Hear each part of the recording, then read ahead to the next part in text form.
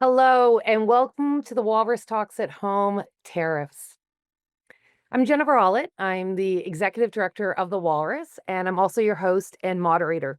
We are thrilled to be joining you online, bringing people together across the country and beyond live in conversation. I'd like to start by acknowledging the land that the Walrus HQ is on in Toronto, Ontario, Toronto. Land acknowledgement helps us recognize history, thinking about how it informs where we are now and what changes can be made going forward in a commitment to reconciliation. Our offices at the Walrus are located within the bounds of Treaty 13, signed with the Mississaugas of the Credit.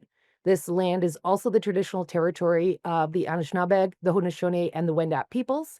Today, Toronto is home to many diverse First Nations, Inuit, and Métis peoples. We are honored to contribute to a tradition of storytelling, and we welcome you to take a moment to reflect on the land that you're on, wherever you're joining us from today. As part of the ongoing work of reconciliation, and this is something actually that we put into action following one of our Walrus talks. If you haven't already done so or even reviewed this recently, we encourage you to read the 94 calls to action recommended by the Truth and Reconciliation Commission. The Walrus is Canada's conversation. We cover stories across Canada and do this to offer a deeper understanding of who we are for those inside and outside the country. This year, from tariffs to taunts of becoming the 51st state, Canada is the conversation, and the country is standing strong. We are responding to this moment with facts, analysis, and even some humor at the Walrus. You can find us online at thewalrus.ca, in print, on newsstands, or by subscribing to the Walrus. You can also listen to our podcast and all of our stories online, or take part in events like this one. This work is independent and powered by our community of donors, supporters, and partners. A special thank you to the donors of our most recent campaign, Canada, Are You Freaking Out? And I think we all know the answer to that question. To kick things off and share how the Walrus approaches covering the evolving tariff conversation, I'd like to welcome Carmen Starnino, editor-in-chief for the Walrus. Hi, Carmen. Hi, Jen. Thank you. As an editor, my job often comes down to answering three essential questions. What do we cover? Who is covering it? And how are we covering it? The first two are relatively straightforward, assigning priorities, matching stories to the right voices.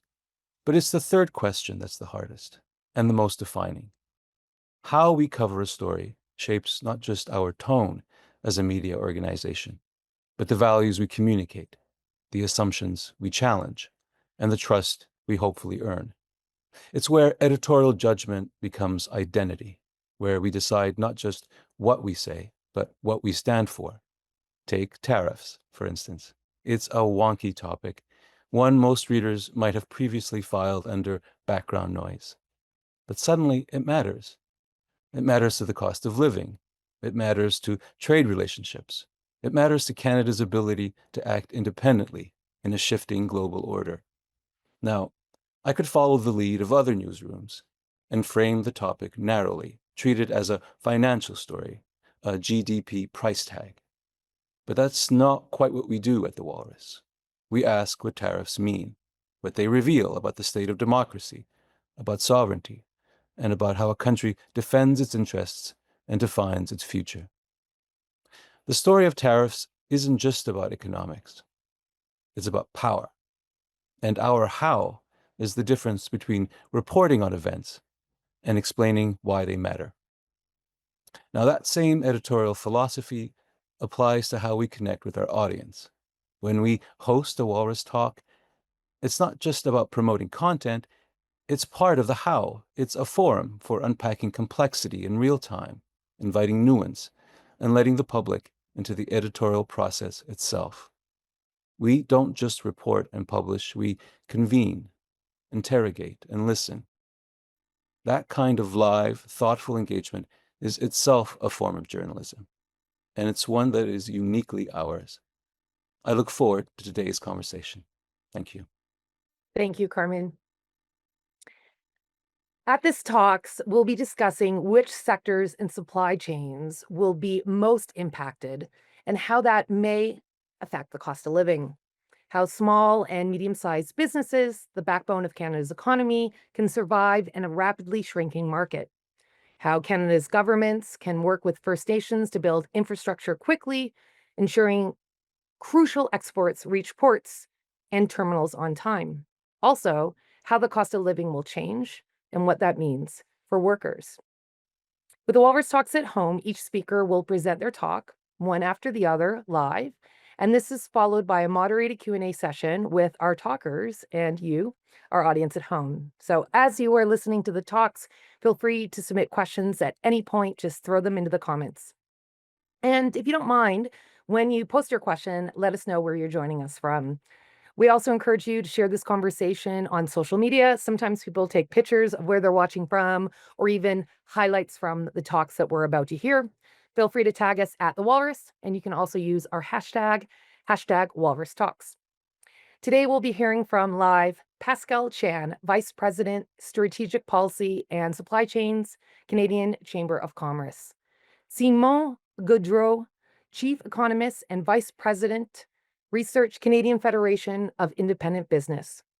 Robert Jago, freelance journalist who frequently works with us at the Walrus. And Armine, Yalnizyan, economist and Atkinson Fellow on the Future of Workers with the Atkinson Foundation. Thank you all for being a part of this conversation, and we're going to get things started right now with Pascal Chan. Over to you, Pascal. Perfect. Thanks, Jen. And thanks to your team at the Walrus for having me. Thanks to everyone for joining. As Jen mentioned, I'm Pascal Chan, and I'm the Vice President, Strategic Policy and Supply Chains at the Canadian Chamber of Commerce. I'm actually in Toronto at Walrus HQ, so I'd also like to start by acknowledging the traditional territory of the Indigenous peoples that I'm speaking to you from. For those of you who are listening who aren't really familiar with the Canadian Chamber, we're Canada's largest and most activated business network. Our membership is comprised of over 400 chambers of commerce and boards of trade, small and large, from every corner of the country. Altogether, that rolls up into more than 200,000 businesses of all sizes from all sectors of the economy from coast to coast to coast. What I can tell you about the trade war kicked off by the Trump administration is that businesses are very concerned, and they're dealing with a constant state of uncertainty due to the slew of announcements that seemingly come every few days that I'm sure all of you have been following. So, as far as Canada, according to the World Bank, two-thirds of our GDP is dependent on trade. And when you look at that Canadian-American relationship, you're talking about $3.6 billion in cross-border trade every single day.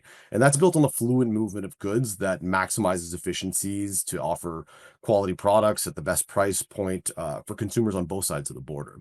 Now, our business data lab did an analysis of Stats Canada's Canadian survey on business condition, and they show in the first quarter of 2025 that business optimism just continues to erode. And that's notable because we're seeing that among exporters, and I just talked about the value of trade. And for years, goods exporters have been among the most optimistic businesses in Canada. Now that advantage has disappeared. They're contending with heightened trade policy uncertainty due to these tariffs, conditions of weakening demand, and renewed supply chain disruption. And on that, supply chain challenges are reemerging. We saw in that data as a top business obstacle again, not just for exporters, but sort of across industries. And many of these concerns trace back to transportation bottlenecks that we've seen over the past couple of years, triggered by labor disputes and other events across trade enabling infrastructure. So among Canadian businesses facing supply chain challenges, half are anticipating a further deterioration, which is a 21% quarterly increase, marking the largest surge in years. So basically what we saw is nearly 130,000 businesses say that they were directly affected by some of these labor disruptions at transportation and logistics providers. We've seen other things like extreme weather events, the COVID-19 pandemic, other geopolitical events happening overseas, like Russia's full-scale invasion of Ukraine, Houthi rebel attacks on merchant vessels in the Red Sea, a historic drought in the Panama Canal, and the U.S. also had to contend with an Eastern Gulf Coast port strike last year. All of these things have implications for Canada due to globalization and our integrated supply chains, especially with the U.S. And when all things are working as they should, everybody benefits. Unfortunately, what we've seen from the Trump administration has caused a considerable amount of chaos. There's been this constant back and forth that's done nothing but disrupt the supply chains that have fueled North American prosperity for decades. And more recently, with the announcement of retaliatory tariffs, they've upended global supply chains as the rest of the world is forced to react. And that lack of predictability means businesses aren't able to plan ahead. And when they can't plan ahead, they're just not in a position to make the kinds of smart investments that enable them to grow and create jobs. Anybody who's really looked at the stock market over the past couple of months can see that state of constant fluctuation. And that's a very clear signal. The market doesn't like tariffs, it likes stability. So at the Canadian Chamber, we've been focused on providing stakeholders, DC public policy leaders, and decision makers with the data that they need to understand the damaging impacts of tariffs. Our business data lab modeled the impacts of 25% tariffs, what that would have on Canadians and Americans, and it showed obviously an impact per average Canadian of about $1,900, but for Americans, $1,300 US. We launched tools like the Canada-US Trade Tracker, which demonstrated how provinces and states would be impacted, as well as data on which cities in both countries would be most impacted due to their dependence on Canada-US trade, which sheds light on some of those regional impacts. And that serves as a foundation for elected officials in the US in critical battlegrounds for Republicans to ratchet up some of the pressure on the Trump administration. And obviously, when we're looking at the impact of what specific supply chains, I think that's pretty much in there when we look at those reciprocal tariffs and how Canada's reacted to that by saying, obviously, the auto sector is going to require special handling. We've seen lower tariff rates for energy and potash. A lot of these things are kind of singled out, as well as health products, food packaging, also national security. So things that are sort of critical to Canadians' lives every day. And speaking of Canada as a country, we're really at this moment of national importance. We need to be united and we need to focus on our national interests. So we're well overdue when it comes to getting our house in order, and that means getting the job done on internal trade, expanding our trade relationships, as well as making sure that our regulatory approach is conducive to attracting capital and making Canada as competitive as possible in the global economy. So protecting our economic security, building resilience really has to be the priority, and that means diversifying our economy so that we're not solely dependent on the United States. Business leaders are going to be gathering in Ottawa in just a couple of weeks for the B7 summit, and the theme for 2025 is economic security and resilience, which is more relevant than ever given the current context. So I'll just leave it at that and look forward to the discussion. Thank you.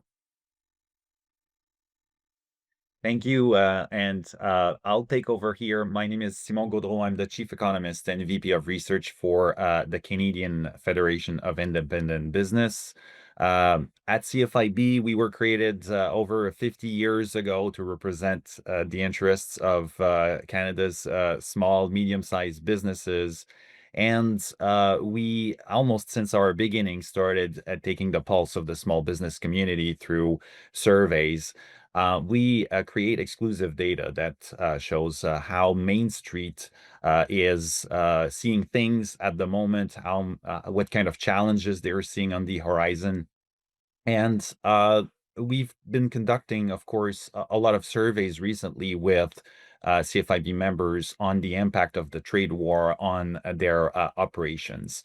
One of the things to remember about the current situation is that small, medium-sized businesses came into this war with a situation that was not already the usual in terms of business. You've had a succession of major economic events that compounded, created a situation where resilience is probably not at its best for small businesses. A lot of them are still dealing with pandemic era loans. They've had to sustain supply chain disruptions over the past few years. They've had to face higher costs, and now this trade war that is adding on top of the potential costs, as we will see in a few minutes, there is this very high uncertainty.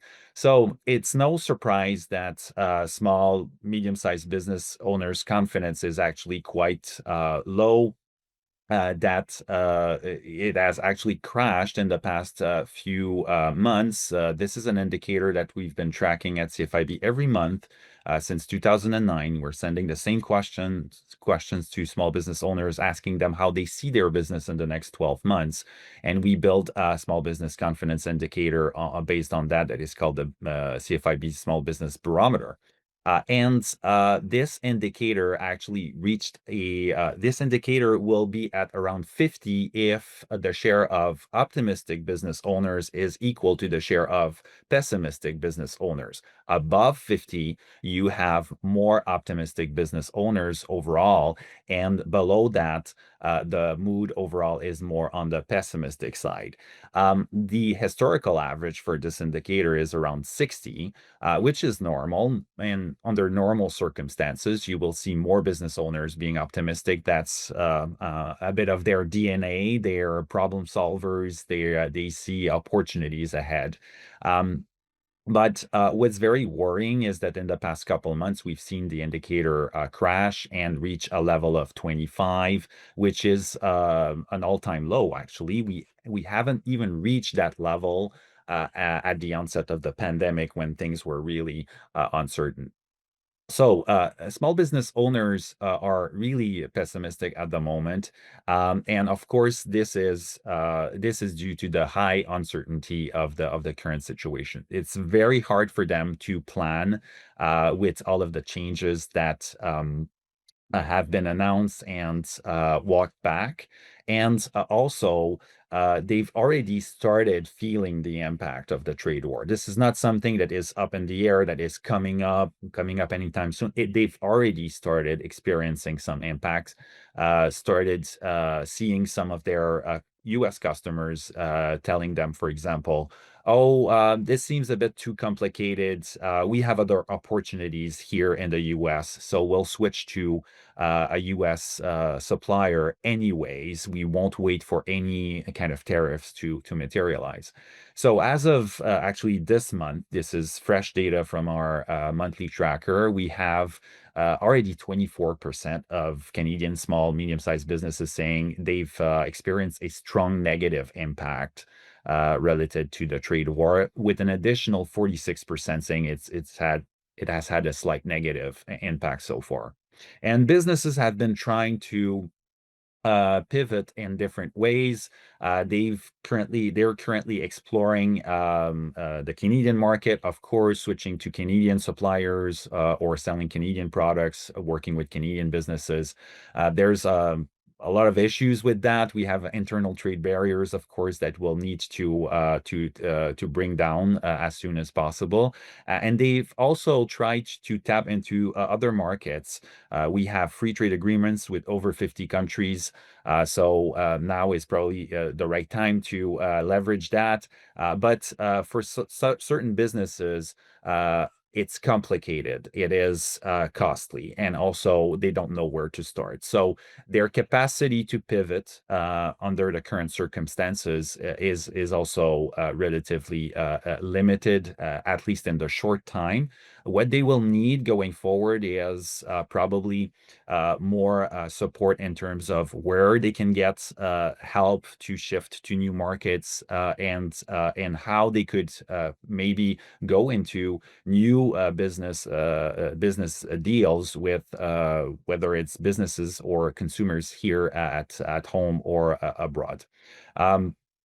I'll pause it there, but overall, I would just sum it up by saying that businesses currently are feeling the impact of uncertainty, are already experiencing higher costs due to the trade war, and are already trying to shift to other markets, including the Canadian, but also other international markets. Thank you. Hello, my name is Robert Jago. I'm a freelance journalist. I come from the Kwantlen First Nation and Nooksack Indian tribe. In addition to being a journalist, I also consult and work in Indigenous governance from time to time, and I'm currently at KPU University. So since the tariff drama has begun, I've spent a lot of time speaking to First Nations leaders and about other issues, but including about this one. And one thing that I've seen is that there's not a lot of fear about Trump. Where there is fear about is about the Canadian response to Trump. So the Canadian response as proposed by the major parties, is based on, I think, 4 pillars. The first is to tackle interprovincial trade. The second is to build new international partnerships. The third is retaliatory tariffs. And the fourth, which is the one that's causing all the fear, is this rush for new industrial development across Canada. So all development that we're looking at is on native land. Everything in Canada is on native land, but especially this. And that means that the honor of the crown is engaged. It's a legal obligation to deal fairly with us. These are rights which are enshrined in the Charter and which cannot be overridden by the notwithstanding clause. Now, Carney, the Liberal leader, Mark Carney, has promised something that he calls his one-window development approval. It's in his platform. The Conservative equivalent are Poilievre's shovel-ready zones. These are places or policies by which you could go and build instantly without a lot of paperwork and bureaucracy. Unfortunately, within that bureaucracy are all of our rights. And those rights are not taken into consideration really in their platforms. There's lip service to them, but there's no method with which to manage that, to deal with it, to win us over so that we would be supportive of this sort of development. And without that in mind, you're going to generate conflict. It's almost guaranteed, either in the courts if you offend our governments, or in the streets and forests if you offend our people. This isn't new. These types of conflicts, these resource conflicts, are a recurring feature of Canada. Some have spread nationally, some have led to RCMP and military assaults. So let's play out the one window or the shovel-ready zone scenarios. What happens when this drive for development at all costs, rapid development, meets Indigenous resistance? Well, there's a couple of things you need to consider, or that you need to understand. The first is that First Nations have politics too. It's populist, it's business-oriented, it's reactionary, and it's not owned by any party. And within that political world, there is no urgency or appetite to take one for the team. There are no new Canadian flags on reserve. This is not an issue for us because of the second thing. And that is, for us, there already is no real border. There already is a 51st state because deep down in the archives of law, there's a thing called Jay's Treaty. And Jay's Treaty is an agreement that granted the United States independence way back in the late 1700s. And as part of that treaty, we, as First Nations people, are able to cross the border freely, to live and work on both sides of the border freely. For us, it's like living in the EU. So the idea of being absorbed by America is less of a fear because, frankly, what we see in America is the other half of our nations. Remember, like many of us were cut in half. So these platforms that we see from the Liberals, from the Conservatives, they don't have a lot for us. With Carney's, there's some more administrative resources to help us deal with the consultations. With Poilievre, there's a promise to vacate a sliver of tax room for us, for each of our nations with development.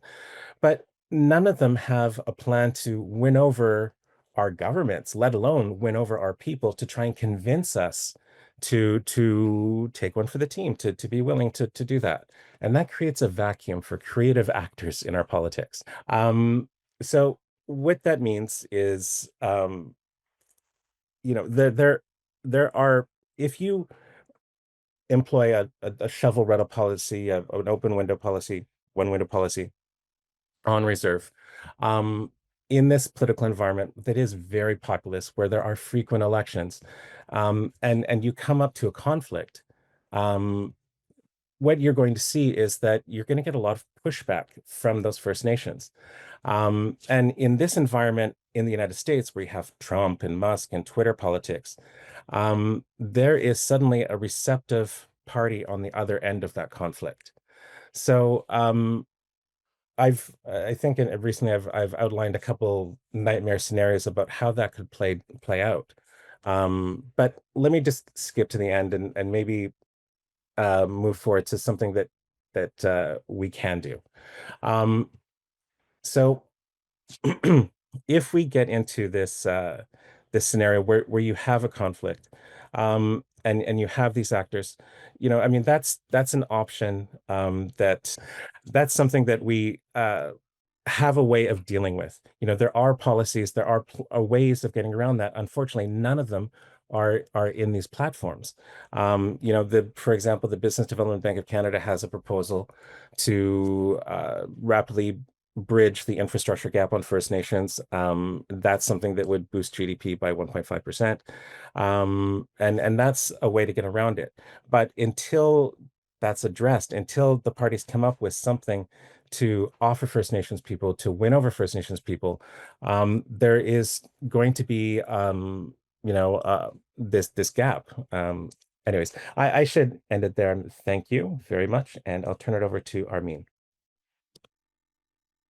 Thanks so much, Robert, and it is a true pleasure to be with you. My name is Armine Yalnizyan. I'm an economist and the Atkinson Fellow on the Future of Workers, and I'm here to bring this discussion to ground. We were talking a lot about production and what we're going to do in the wake of production being rattled on an intercontinental basis, and can we become more economic sovereigns in our own country. And Robert's comments are just absolutely right on in terms of what the problems are. But let me just explain something to you in terms of production versus consumption.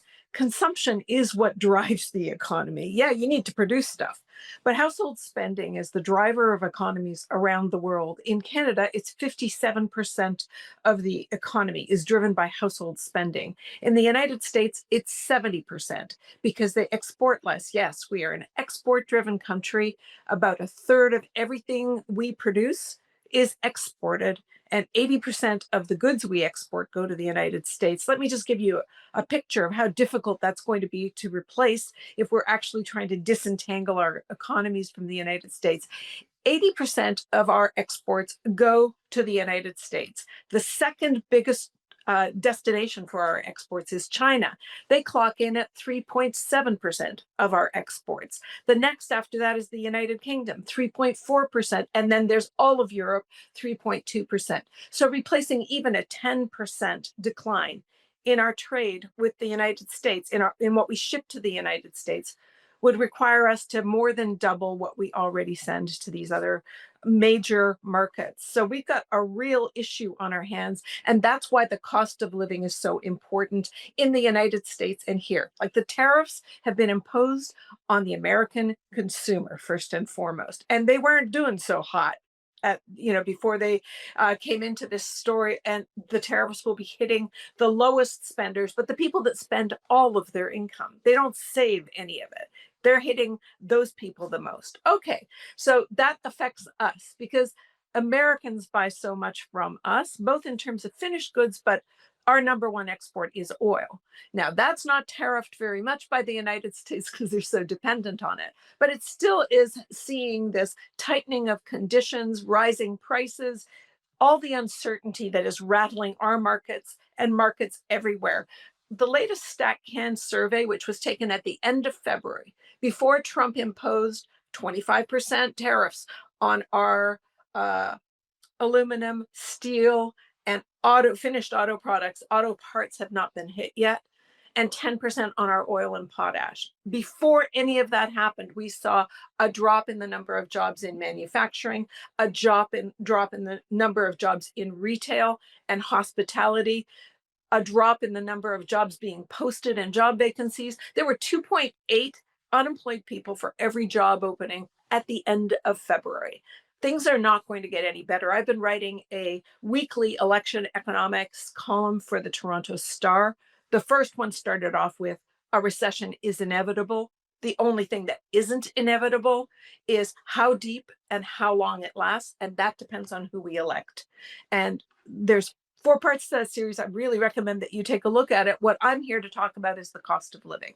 And there's 2 sides about the cost of living for Canadians and for Americans. One is what's going to happen to prices, and the other is what's going to happen to incomes. We talk about the price side all the time. We almost never talk about the income side. So let me just break it down a little bit. Prices will go up. And the reason I know that prices will go up is because shipping stats from all over the world are plunging, trucking stats in the United States are plunging, and manufacturers everywhere are looking at trying to just hold the line, not expand. So the next thing that needs to happen is for us to start talking about what are we going to do about prices. Sure, that will involve disentangling our economy from the United States economy, but it will also involve doing something about people's incomes. Number one job. We are entering, or maybe we're already in a recession and we are not recession ready. We've got to fix EI. And there's a short list of things that have broad consensus, but only the NDP has talked about actually doing anything about those things. The second thing is actually reducing the costs that we can manage through governments that moves more of the basics out of the market and into a non-market setting. I'm talking about housing, I'm talking about dental care, pharmacare, and please let's fix healthcare as well as childcare. So these are the things that governments can and should be addressing in terms of cost of living and what's driving it. But I'm going to close with one last question, and it kind of relates to what Robert was just saying. We are talking, every party is talking about disentangling the Canadian economy from the US economy. Every party is talking about inviting more investment. It's an elbows up moment, it's an economic nationalism moment, and we cannot do that kind of investment that makes the difference without an industrial strategy. But nothing about that industrial strategy says that we are not open for business. Our baseball caps say we're not for sale. But maybe those caps are wrong because there's no ring fences about who is going to own us. And to Robert's point, what if all of the investment comes from deep pocketed US investors? Can we then say that we're not a 51st state that is economically American, but wrapped in a Canadian flag? I'll leave it there and turn it back over to Jen. Wow. Thank you. So much to take in here. Thank you so much, Armine, Yalnizyan, Pascal Chan, Simone Gaudreault, and Robert Jago. All right, we are excited to open this up and get into the tariff drama as Robert accurately described it. To our audience at home, let us know where you are tuning in from. I am in Calgary, Alberta, and I invite our speakers back to join us. We also have audience members registered from all over. So as you let us know where you're tuning in from, I want to give a shout out to Vancouver, Montreal, Winnipeg, Montreal, again, St. John's, Regina, Port Moody, Nanaimo, Ottawa, Sherbrooke, Sudbury, Edmonton, and Campbellford. This is great. I love truly being in conversation with the entire country. A reminder, I'm going to start with a couple questions of my own, but we're going to get to as many audience questions as possible. Simone and Armine also join us here, and I'm going to kick things off following our speeches. Oh, just want to make sure we have Armine on camera. There we go. Excellent. And Simone, perfect. So Pascal, you mentioned the chaos of the constant back and forth.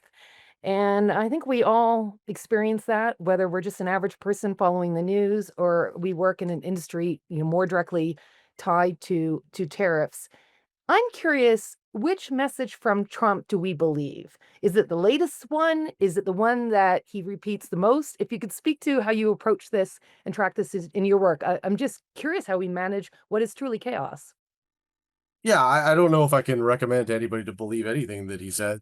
Specifically, I was asked a question about what was next in an media interview recently, and said, let me pull out my crystal ball. I don't think anybody can tell you.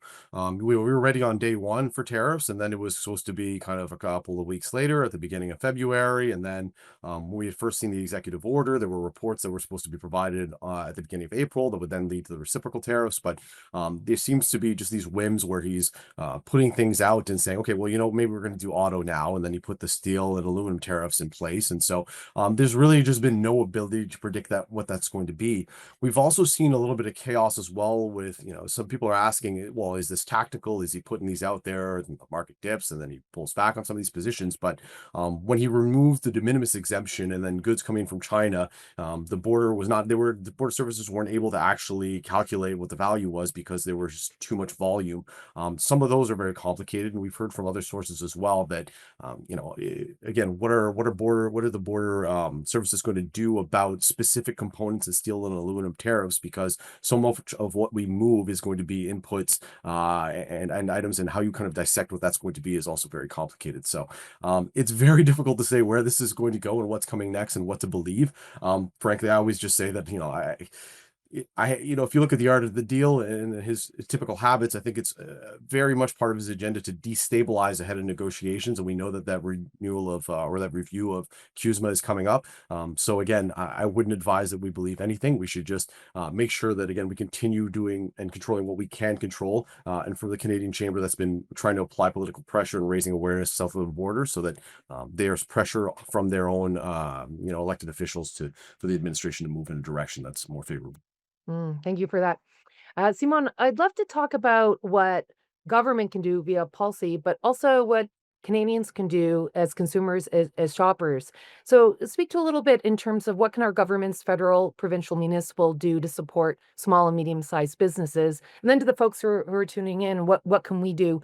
Obviously, there's a big Buy Canadian movement right now, but building on that even. Yeah, certainly. Well, if there is one positive thing that came out of this unfortunate trade war, is that it was a bit of a wake-up call, right? It was a wake-up call for Canada that perhaps we were a bit too dependent on one market, and perhaps we can look at our own competitiveness and look at what can be done. Perhaps we can look at how we can show a bit of pride, work more closely with our people, with other Canadian companies to strengthen our economy here, and sort of insulate us, at least partially, because I think it will be very hard to neutralize the full negative impact of this, but at least look at the different options that we have there. I'd like to start maybe with the second part that you've mentioned, which is buying here, supporting businesses. Certainly, we were pleasantly surprised to see it, as we listed it in one of our recent survey questions with small business owners, when we said, what could be done to help you withstand the blow? And we listed supporting initiatives that will encourage buying local and buying locally Canadian-made products. And there was a very high level of support among Canadian small businesses for that sort of initiative. Some initiatives have been put in place already, whether it's organized or maybe on an individual basis. A lot of businesses have started labeling, for example, their products on the shelves, but also more heavily promoting themselves as locally sourced or locally oriented or Canadian oriented businesses. So that's certainly something that is an interesting development from the situation. Again, there's no silver bullet to this, so that won't be enough. So that's why at CFIB we've been calling on governments to step in and look at things that we believe have been put on the back burner for too long. One of them is internal trade. Why is it still so complicated to do business in another province, whether it's shipping goods or recognizing credentials for professionals across the country? Sometimes businesses still report that it was actually easier to trade in the US than to expand their activities in another province. And so we've been pushing hard on governments to improve on that front. We haven't started talking about this at CFIB just in the past few months. We've been releasing scorecards of governments across the country every year for the past several years. We've been active on that front, but we believe there is an opportunity right now for governments to act on this. And lastly, just our overall business environment. Are we competitive enough? Are we modernized enough? Again, this is revealing this situation maybe of some weaknesses. So can we put in place another way of regulating and taxing businesses that will be more modern and would help our businesses compete more effectively with competitors from across the globe. Thank you.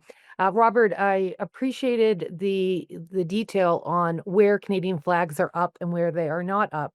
Speaking to no new Canadian flags in First Nations communities, can this time of upheaval be an opportunity to rethink the functioning of Canadian institutions? Is there a way that Canada can better open up the country to First Nations and provide more opportunities? Would love to know your thoughts.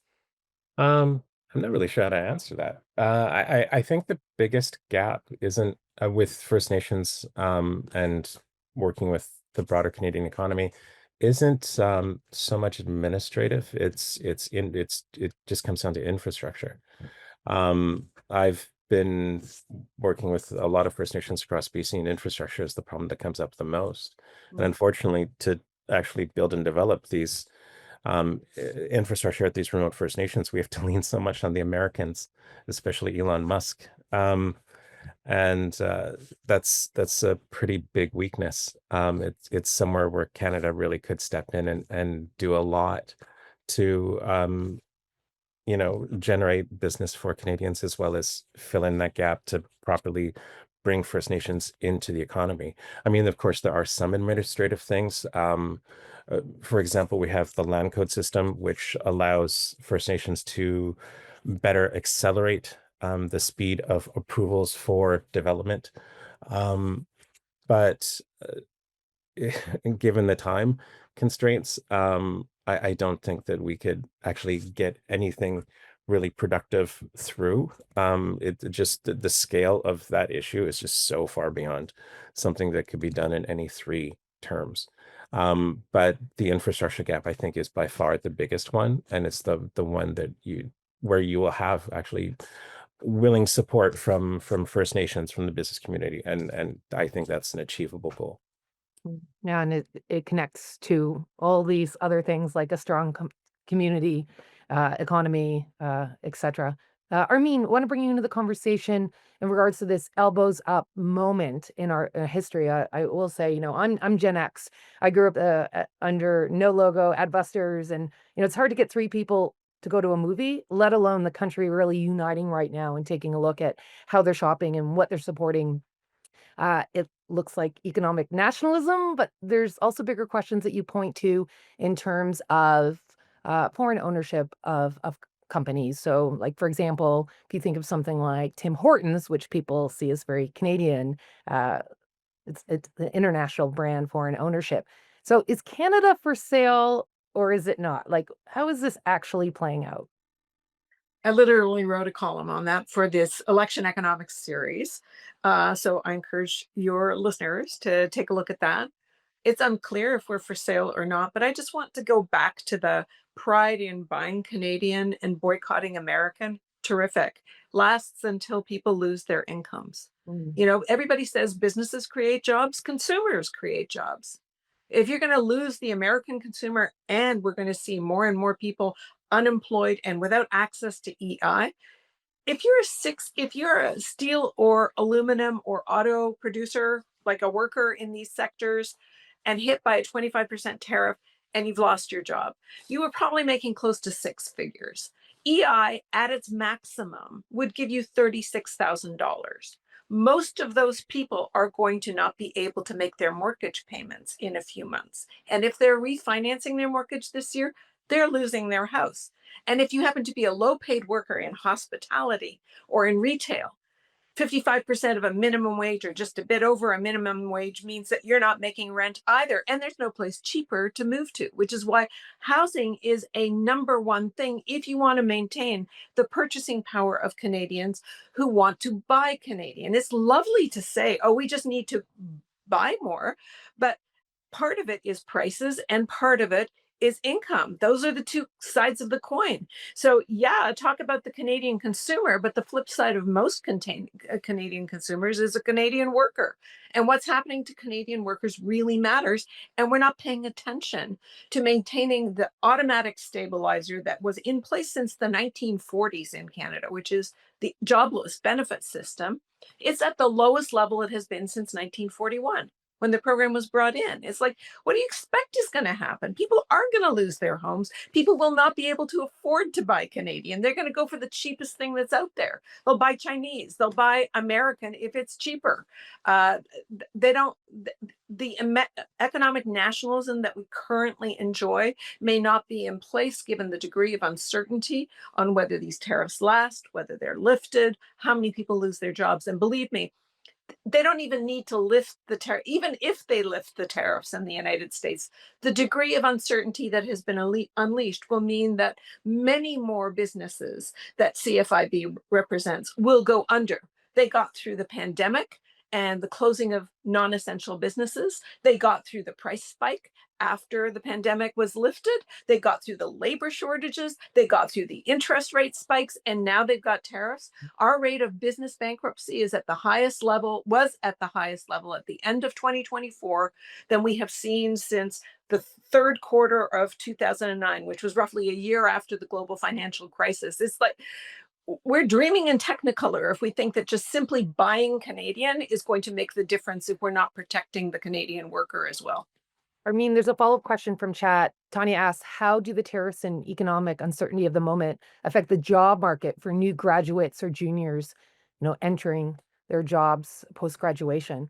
Okay, stay tuned to my fourth and last election economics column coming out in a newspaper in the Toronto Star tomorrow. Literally everybody is freaked out. If you're graduating, this is the worst summer for youth unemployment that we have seen in years.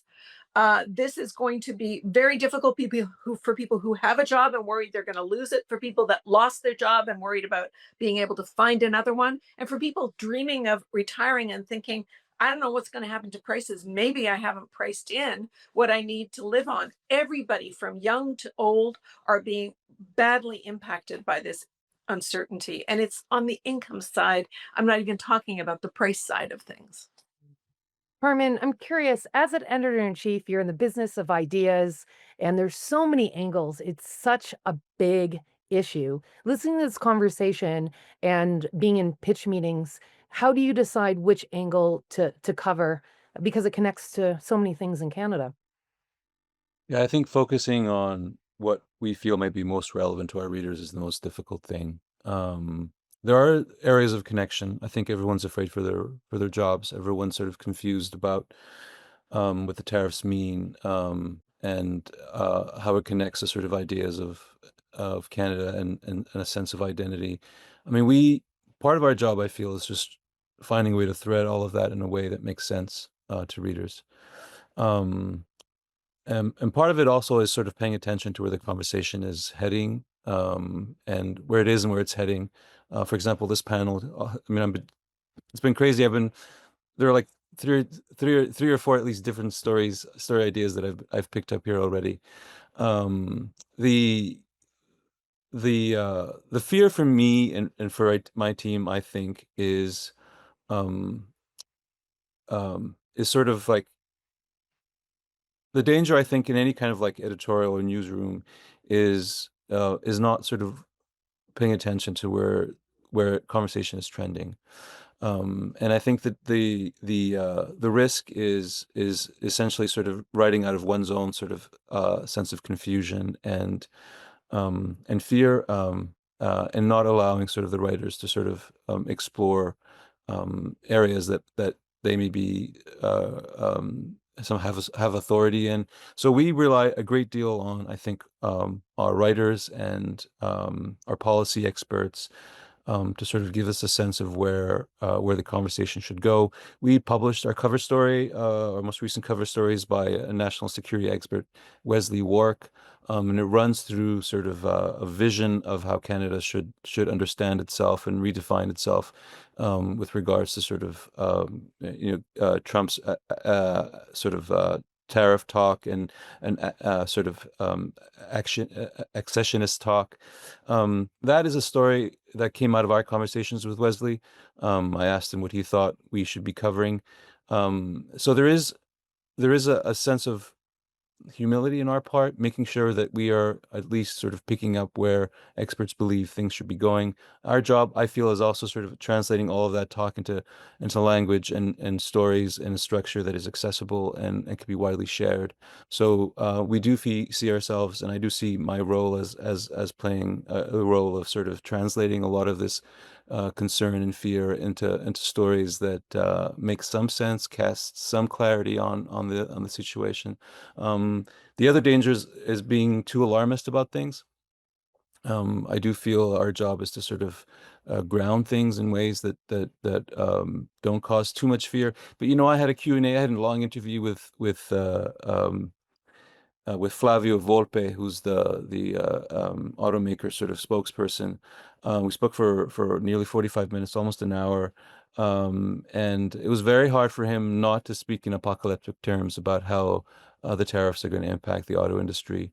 And so another danger for us is editing stories where I can't budget in any nuance, where I can't budget in any sort of like objectivity, sort of grounded in a kind of like sort of reasonable way of looking at things, because sort of the language and even in this panel, I think it's very easy for how we describe things to go to an extreme level of fear and panic.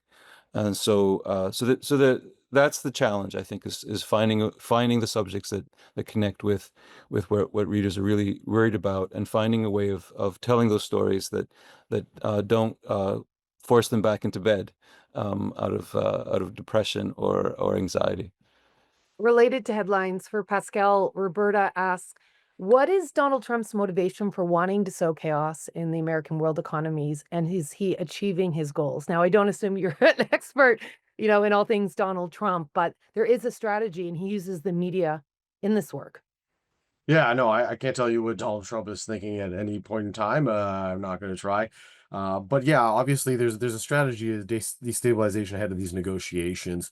And again, he's looking to leverage. If you listen to some of the people around him talk, you'll hear some of his advisors say things like, well, Canada said they couldn't do anything more on fentanyl because it's just 1%, but then, you went and invested a whole bunch more money to do more border patrols, et cetera, et cetera. So things like that. Now, then you get into the question of whether, the squeeze is worth the juice.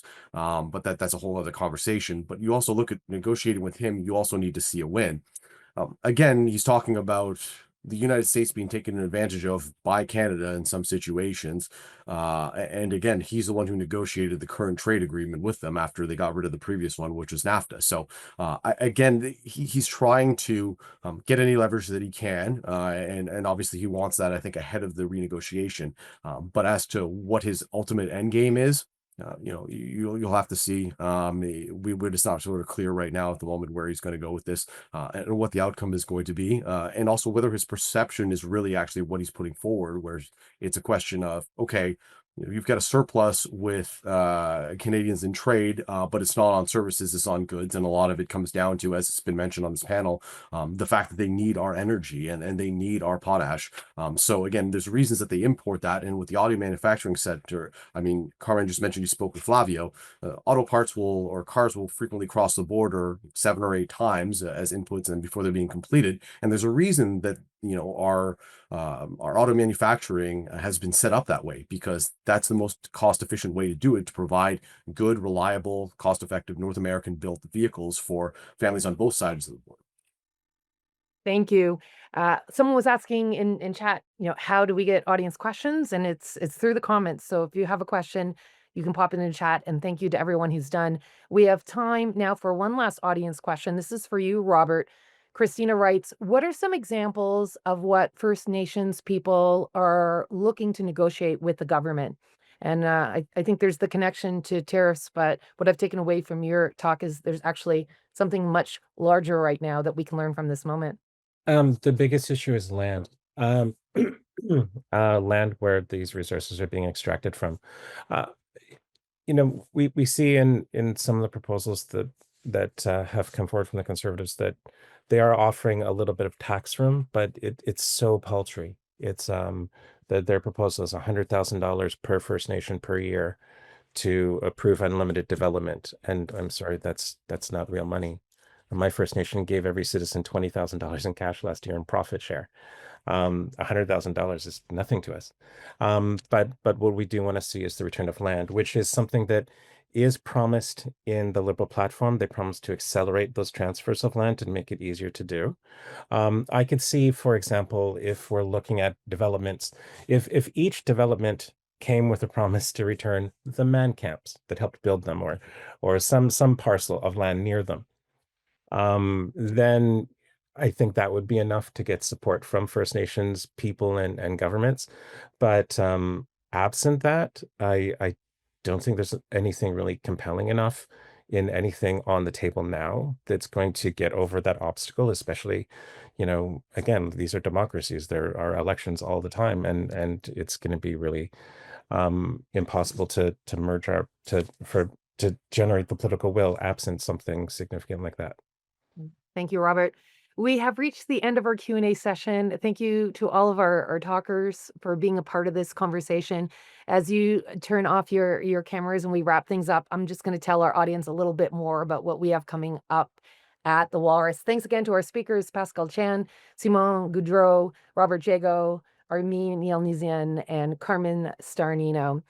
If you enjoyed this lunchtime virtual event, we have more coming up on Thursday, May 29th. You can join us online or in person in Toronto at the Isabel Bader Theatre for the Walrus Talks Power Economy, presented by Concordia University, where we'll be taking a look at Canada's path to a sustainable future as it's tied to electrification and re-industrialization. So definitely connected and building off of this conversation that we just had. Please keep an eye on your inbox. You will receive an email follow-up.